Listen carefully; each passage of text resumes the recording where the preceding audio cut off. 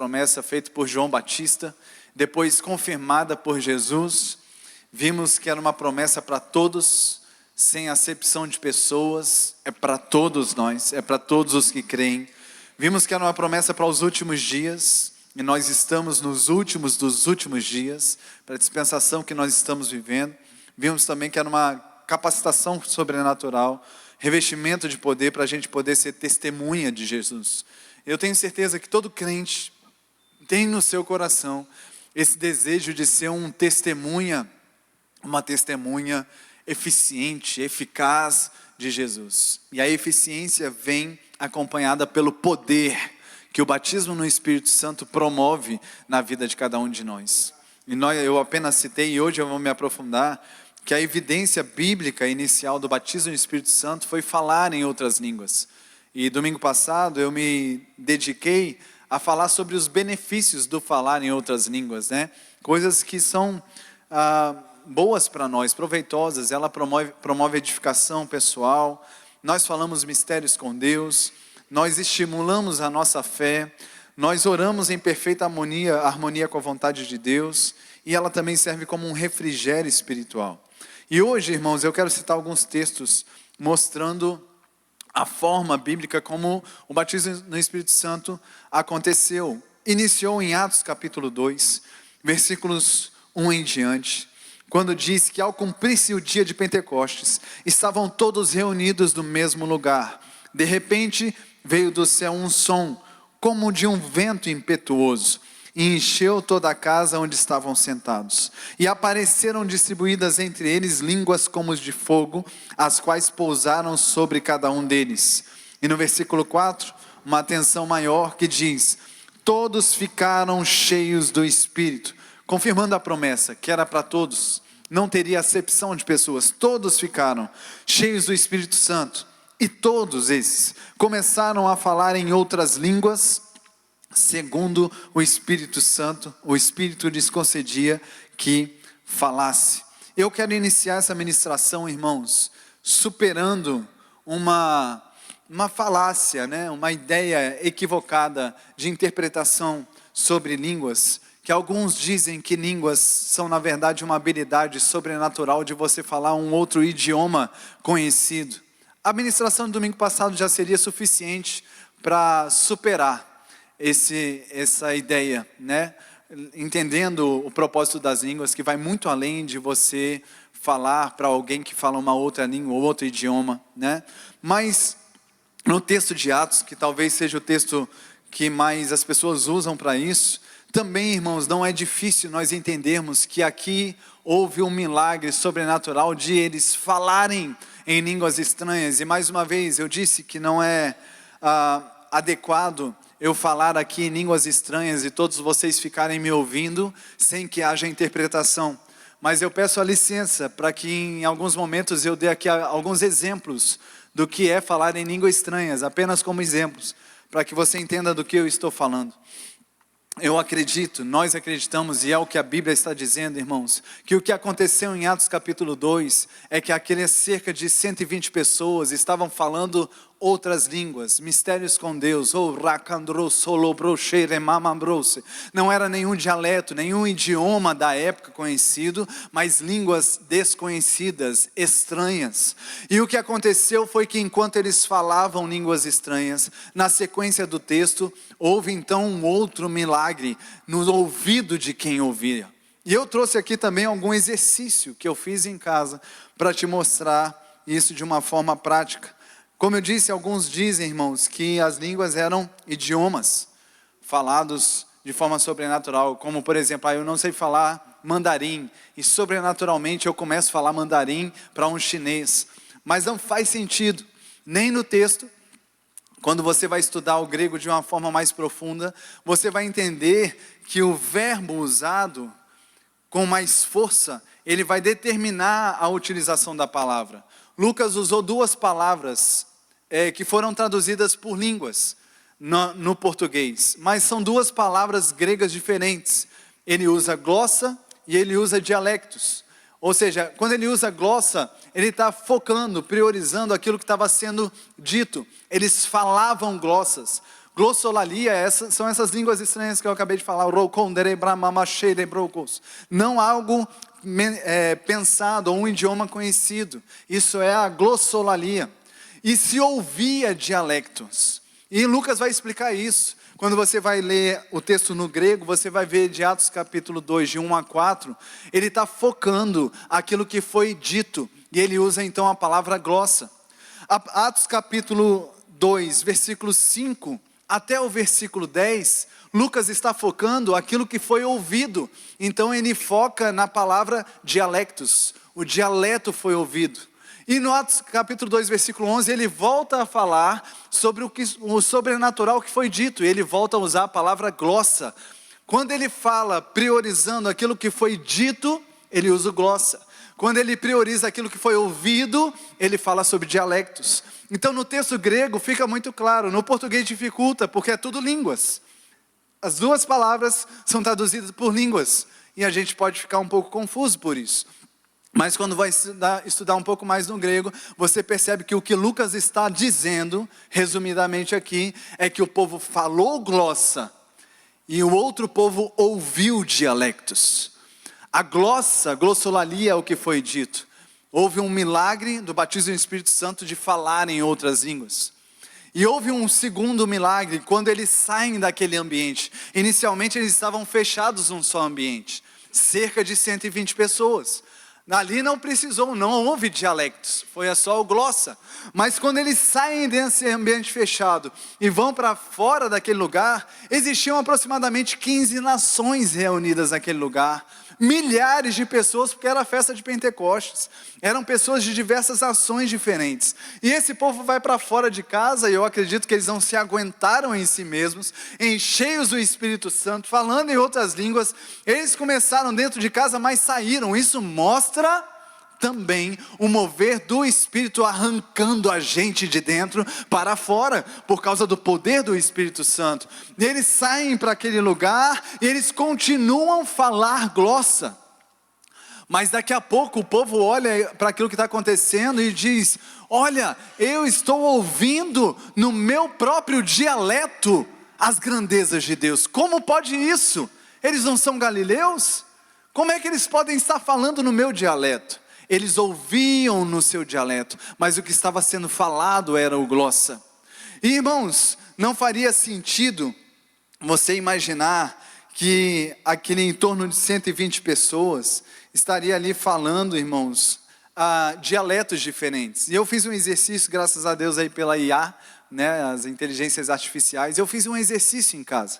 Eu fiquei pensando, o pessoal fala então que tinha cerca de 120 pessoas falando idiomas ao mesmo tempo, e 3.000 se converteram, então tinha ali muito mais de 3.000 pessoas. Então vamos colocar só 3.000, porque já está bom, né? Já é um bom número. 3.000 ouvintes, cerca de 120 falantes.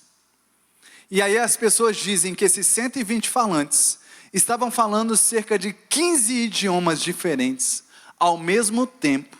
E aquelas pessoas estavam ouvindo cada um no seu idioma. Não faz sentido. E aí eu fui na inteligência artificial. Eu pedi para a inteligência artificial falar Salmo capítulo 96, versículos 3 e 4. Primeiro em português, para você ouvir. Vamos lá, pessoal. Anuncie entre as nações a sua glória, entre todos os povos, as suas maravilhas. Porque grande é o Senhor e muito digno de ser louvado, temível mais que todos os deuses. Então imagina, eles estavam falando as grandezas de Deus. Então imagina aqui que eles tivessem citado Salmo 96, versículos 3 e 4, né? 3 e 4. Imagina, ouvimos em português, ouvimos claramente. E eu fiz um estudo, então, de quais eram os idiomas falados segundo o texto. E eu pedi para a IA falar, né, dentro do que é possível agora, colocar esse mesmo versículo, esses mesmos 2 versículos, nos 15 idiomas citados. Eu coloquei o português, porque senão de qualquer forma a gente não entenderia nada, né? Mas eu coloquei em português junto com os 15 idiomas. E eu quero mostrar para vocês agora esse áudio, e eu quero pedir para você ver se você consegue ouvir o português enquanto você ouve. Vamos lá, 15 idiomas.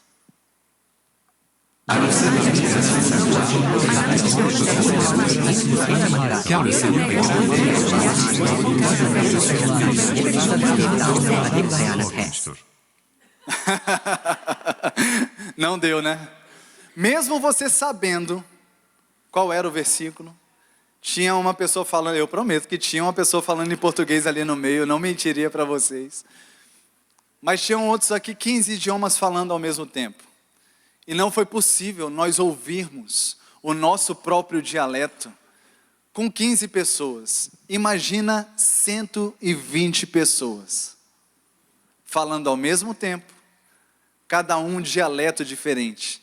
Ainda que fosse isso, seria igualmente um milagre alguém conseguir ouvir alguma coisa com isso. É só um barulho, a gente não consegue discernir o som do nosso dialeto. Isso aqui parece mais até glossa do que dialeto, né? De tão confuso que fica. Na verdade, irmãos, o que aconteceu ali em Atos capítulo 2 foi que eles não falaram idiomas. God is good. Pense no inglês poderoso, profundo. O que aconteceu aqui, irmãos, foi eles falando em outras línguas, conforme o Espírito nos concedia que falassem. E aí a Bíblia diz que eles estavam parecendo bêbados, embriagados no Espírito Santo. E as pessoas ouviam, cada um, as grandezas de Deus em seu próprio dialeto. Então havia um milagre acontecendo nos ouvidos daquelas cerca de 3.000 pessoas ouvindo o Evangelho na sua própria língua materna. Amém, irmãos? Glória a Deus. Em Atos capítulo 8 nós temos uma segunda ocasião onde acontece o batismo no Espírito Santo. Em Atos capítulo 8, versículos 9 a 13 diz: havia naquela cidade um homem chamado Simão, que praticava artes mágicas e deixava o povo de Samaria admirado. Dizia ser alguém muito importante, e todos lhe davam ouvidos, do menor ao maior, dizendo: esse homem é o poder de Deus, chamado grande poder. Davam atenção a ele, porque durante muito tempo os havia impressionado com as suas artes mágicas. Então era um cara acostumado com coisas sobrenaturais, místicas.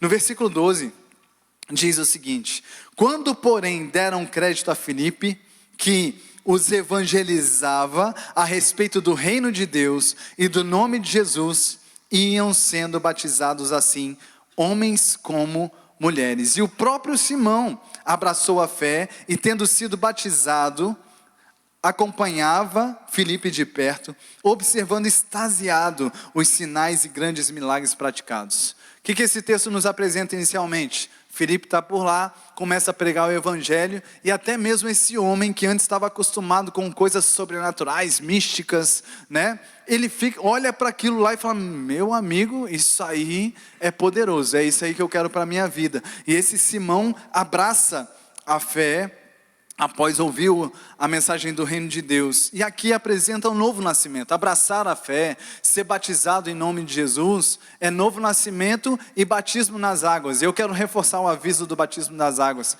Batize-se nas águas. Batismo nas águas não é um convite. Batismo nas águas é uma ordenança de Jesus. Amém? É uma ordem de Jesus para todo crente. E aqui eles eram nascidos de novo e batizaram nas águas. Então, novo nascimento aconteceu. E o que aconteceu na sequência? Versículo 14. Quando os apóstolos que estavam em Jerusalém ouviram que o povo de Samaria tinha recebido a palavra de Deus, enviaram-lhes Pedro e João. Chegando ali, oraram por eles para que recebessem o Espírito Santo, o batismo no Espírito Santo, pois o Espírito Santo ainda não havia descido sobre nenhum deles. A Bíblia fala sobre o batismo no Espírito Santo como uma descida sobre nós. O novo nascimento é o Espírito Santo dentro de nós. Ele vem habitar em nós, ele vem morar em nós. Esse é o novo nascimento. Mas o batismo no Espírito Santo é o Espírito Santo sobre nós, derramando poder para nós sermos testemunhas. Aqui o Espírito Santo ainda não tinha descido sobre eles. Eles não tinham sido batizados no Espírito Santo. Tinham apenas eu acho interessante nós lermos, tinham apenas sido batizados em nome do Senhor Jesus. Se é apenas, é porque a Bíblia está dizendo, não é tudo, apenas isso, tem mais. Aleluia! Irmãos, eu não nasci de novo numa igreja pentecostal, eu nasci de novo numa igreja tradicional, não criei em batismo no Espírito Santo, não criei em quase nada do Espírito Santo, era bem seco o negócio. Mas irmãos, eu entendi em algum momento da minha vida, que eu percebi, tem mais. E eu nutri um desejo no meu coração, irmãos, por esse mais da parte de Deus que havia. Eu entendi, tem coisa do Espírito Santo ali, tem um poder que eu não usufruo ainda, tem uma presença que eu ainda não participo, eu quero mais. Se tem mais, eu sou filho, eu quero mais. E eu quero te encorajar a pensar dessa forma também, ousadamente. Você é filho, você é filha, se tem mais, usufrua de mais você também. Mergulha, irmão, até o negócio ficar completo para você. Deus não está retendo a sua bênção, Deus está liberando do seu Santo Espírito sobre nós. E aí no versículo 17 diz que eles impuseram as mãos, e é por isso que hoje nós vamos fazer imposição de mãos aqui. É bíblico, eles impuseram as mãos e receberam eles o Espírito Santo. Agora, irmãos, você pode dizer, pastor, nesse texto não está falando que eles falaram em línguas. De fato, esse texto não fala. Mas veja o que diz o versículo 18.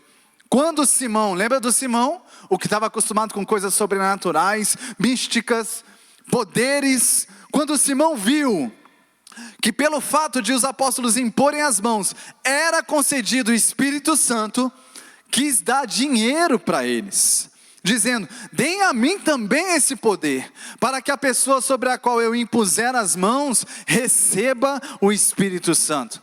A Bíblia não diz, irmãos, que eles falaram em línguas, mas a Bíblia diz que um cara que estava profundamente acostumado com coisas sobrenaturais, místicas, quando viu batismo no Espírito Santo, ele falou assim, pelo amor de Deus, quanto que eu pago? Quanto custa para ter esse poder também?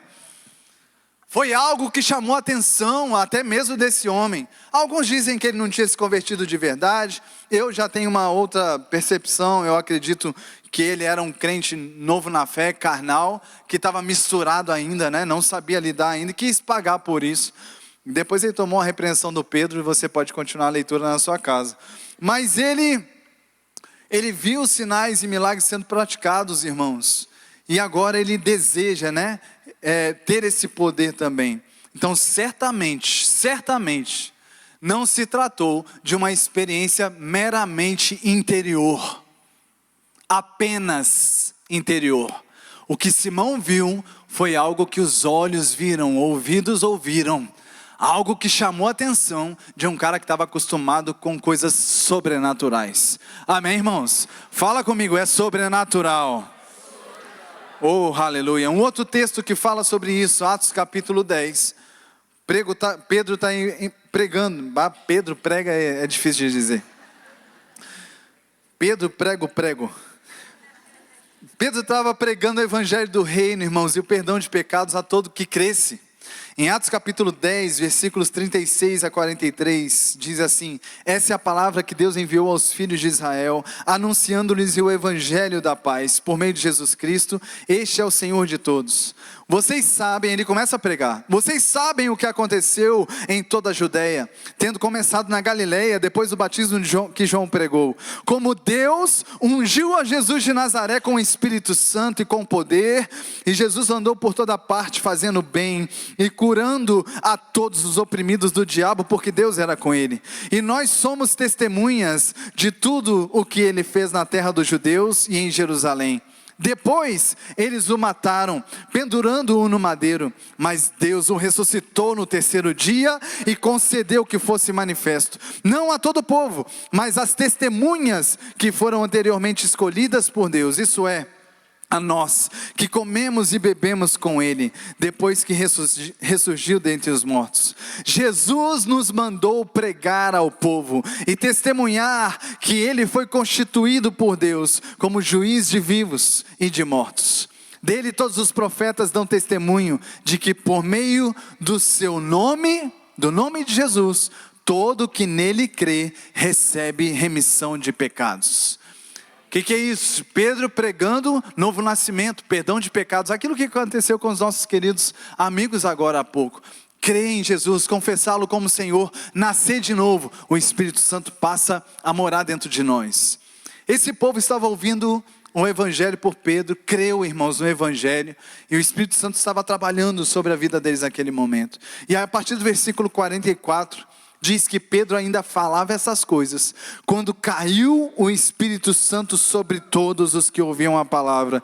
E os fiéis que eram da circuncisão, os judeus, que vieram com Pedro, admiraram-se, porque também sobre os gentios, não judeus, foi derramado o dom do Espírito Santo, pois os ouviam falando em línguas e engrandecendo a Deus. Oh, aleluia. Sabe o que aconteceu? Esses judeus que estavam com Pedro falando: meu amigo, é a mesma coisa que aconteceu em Atos capítulo 2. A mesma coisa que aconteceu conosco em Jerusalém, está acontecendo agora com eles também. O Espírito Santo derramado, eles falando em outras línguas, engrandecendo a Deus. E quando eles viram isso, Pedro diz no versículo 47, será que a gente pode recusar a água e impedir que eles sejam batizados? Estes que assim como nós receberam o Espírito Santo, e ordenou então que eles fossem batizados em nome de Jesus Cristo. Então lhe pediram que permanecesse com eles por alguns dias. Nessa experiência, irmãos, a ordem foi um pouco bagunçada. Eles nasceram de novo, foram batizados no Espírito Santo, e quando eles veem, se eles já são batizados no Espírito Santo, por que não batizá-los nas águas também? E eles vão e batizam nas águas também. Normalmente o processo era novo nascimento, batismo nas águas, batismo no Espírito Santo. Mas aqui o Espírito Santo, irmãos, chutou a porta, chegando, falou assim: eu vou logo resolver esse negócio para vocês quebrarem esse preconceito com os gentios. E aí eles são batizados nas águas também. Isso nos mostra que não há uma regra religiosa. Não, eu só posso receber o batismo do Espírito Santo depois de ser batizado nas águas. Não, a regra é: se você crer, você vai falar em outras línguas, e hoje isso vai acontecer com você. E por fim, Atos capítulo 19, versículo 1 em diante diz: aconteceu que, estando Apolo em Corinto, Paulo, tendo passado pelas regiões mais altas, chegou a Éfeso, e achando ali alguns discípulos, perguntou-lhes: recebestes porventura o Espírito Santo quando crestes? Esses aqui estavam muito atrasados. Ao que lhe responderam: pelo contrário, nem mesmo ouvimos que existe o Espírito Santo. Eu sei o que é isso, eu vivi isso aqui. Então Paulo perguntou: em que pois fostes batizados?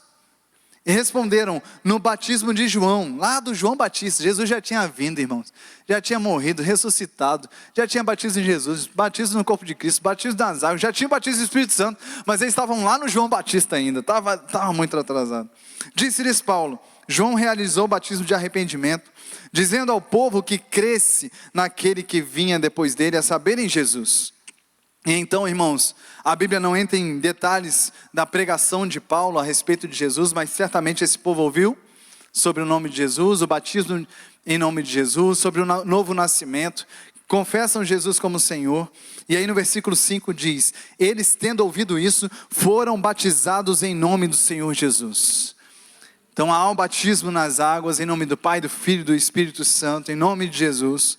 E na sequência, versículo 6 diz: e quando Paulo lhes impôs as mãos, mais uma vez, imposição de mãos, o Espírito Santo veio sobre eles, e tanto falavam em línguas, como profetizavam.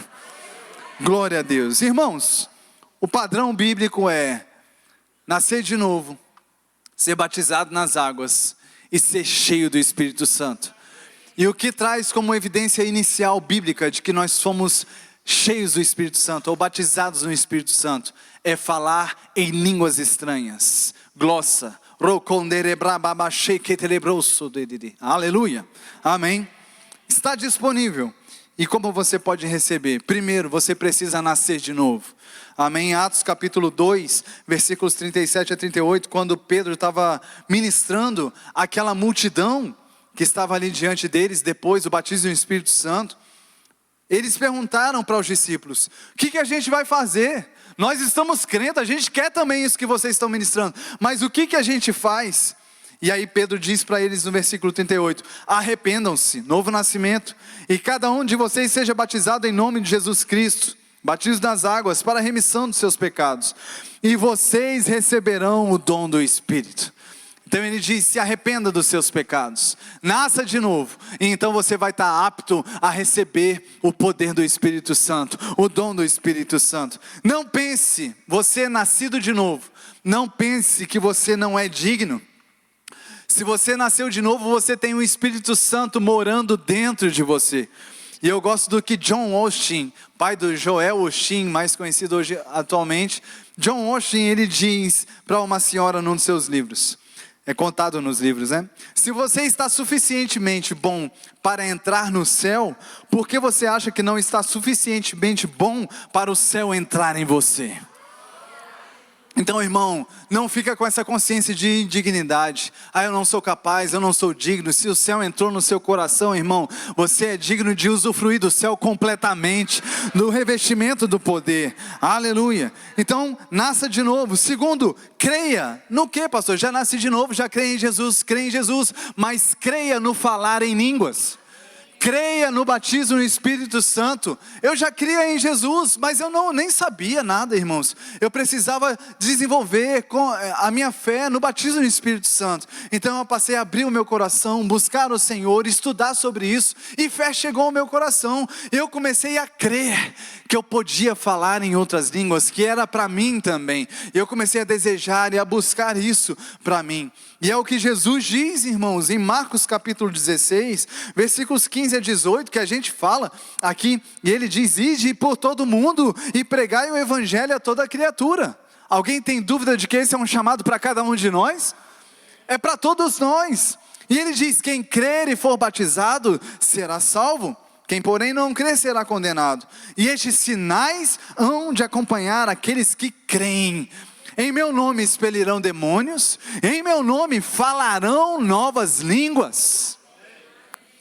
É para os que creem, que em nome de Jesus podem falar em novas línguas. É para os que creem. Ele continua dizendo, pegarão em serpentes, e se alguma coisa mortífera beberem, não lhes fará mal. Se impuserem as mãos sobre os enfermos, eles ficarão curados.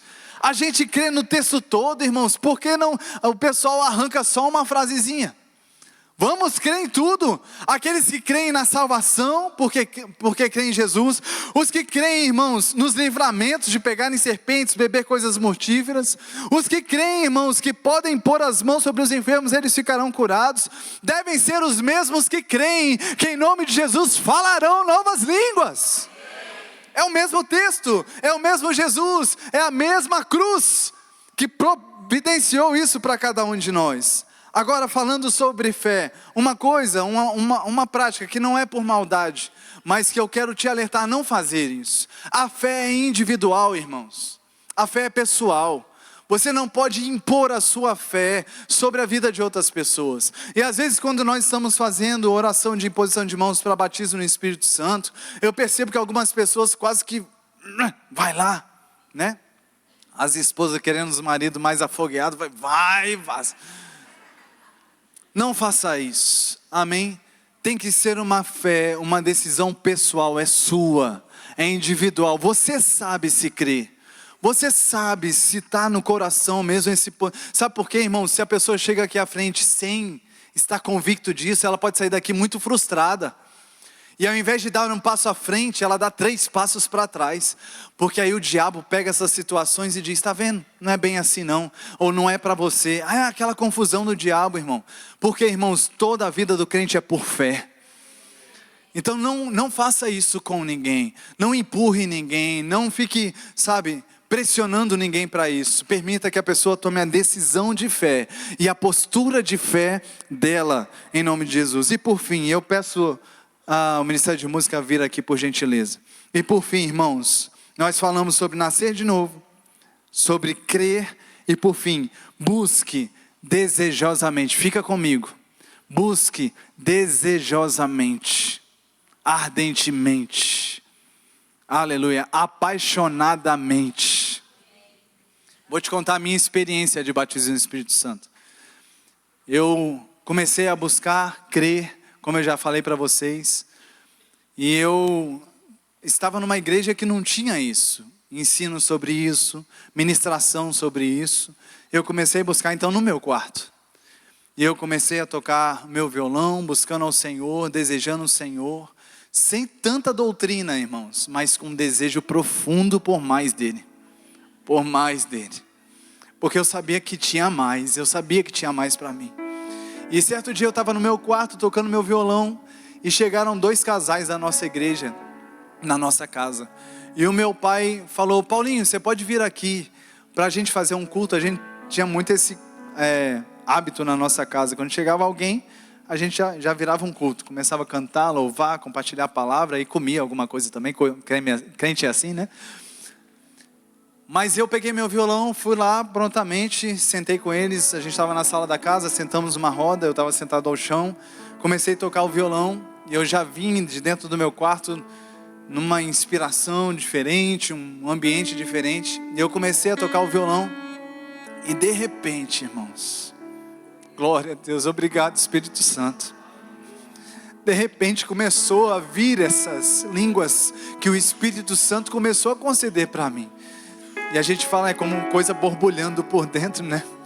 Eu comecei, irmãos, e eu fiquei um pouquinho assim, meu Deus, o que eu faço? Porque era um pessoal de uma igreja que não gostava muito disso. Mas, irmãos, nem foi possível. Eu nem também já não tinha resistência nenhuma a isso mais.